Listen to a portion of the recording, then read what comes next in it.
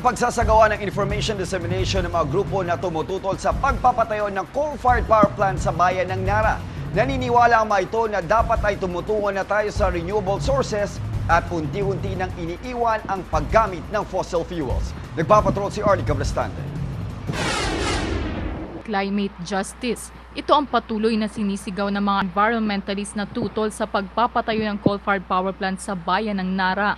Ayon sa mga ito, patuloy na lumalala ang problema sa klima. Idagdag pa ang paggamit ng fossil fuels na pangunahing nagpapalala sa polusyon. Pagdating sa climate justice, ito yung pagsasabi na kailangan pagbayaran ng mga developed na countries ng US, ng Europa, ng Japan na mga bansa na nagsunog ng madaming fossil fuels in order to fuel their development.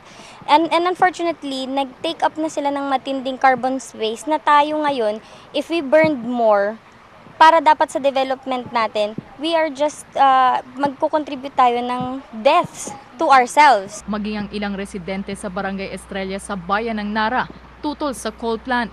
Nakakapikto sa tao, bakit? Ayaw ko ba para sa akin ha? Lalo yung mga generasyon, yung mga apo, marami sila.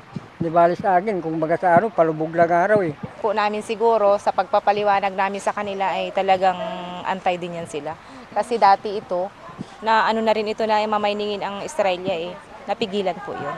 Hindi po ako papayag kahit ano man sa mga anak, hindi ako papayag sa mga ganung ano kasi po napakaganda po ng mga kalikasan dito sa amin. Kumbaga kahit wala mang ganitong ano, kumbaga nagiging maganda po ang aming proyekto dito at sa mga kikitain namin tapos magkakaroon po ng ganun, hindi po maganda sa amin. Kahapon, muling nagsagawa ng information education campaign ng Palawan Alliance for Clean Energy at volunteer mula sa Environmental Legal Assistance Center o ELAC.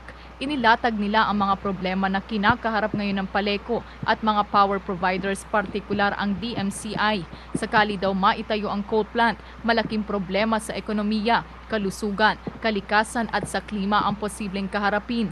Naninindigan ang mga ito na hindi coal plant ang sagot para magkaroon ng maayos na supply ng kuryente sa lalawigan ng Palawan. In that least cost option, ayon sa pag-aaral na yun, ang talagang kailangan natin na i-thread na path ay ang hydropower.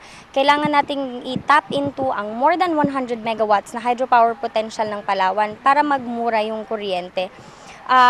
Kasama nitong hydropower ay ang biomass at ang diesel mix. So hybrid siya ng hydropower, biomass at saka diesel. Sa kanilang ginawang pag-aaral, aabot ng 182 megawatt ng hydropower ang maaaring maproduce sa buong Palawan. Kung binigyang pansin lang daw sana ng Paleco ang mga hydropower plant sa Langogan, Nara at Aborlan ay hindi na nagkaproblema. Kaya naman malaking bagay para sa kanila ang pagkakaroon ng 40 kilowatt na hydropower plant sa bayan ng Brooks Point. When I heard the news, it was amazing. It was an initiative from the local government. They did not wait. They did not wait for a private investor to come in para i-develop yung potential na yun. They took the matter in their own hands. And this is actually under the local government code. Talagang nandun na ang local government code. So kung ano man yung kuryente na mapoproduce nila, yung pera na yun, buong-buong iyon ay para sa kanila. Sa open forum, ilang mga residente ang nagbigay ng katanungan.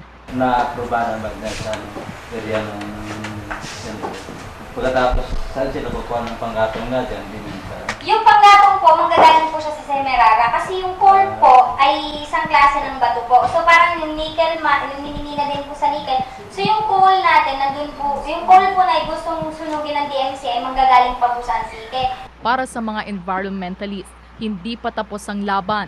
Aasa sila na kagaya ng nangyari sa Barangay Panakan, Nara at sa Barangay San Juan sa Aborlan ay hindi rin matutuloy ang pagbibigay ng DENR ng ECC clearance sa coal-fired power plant. Arlie Cabrestante, ABS-CBN News, Nara, Palawan.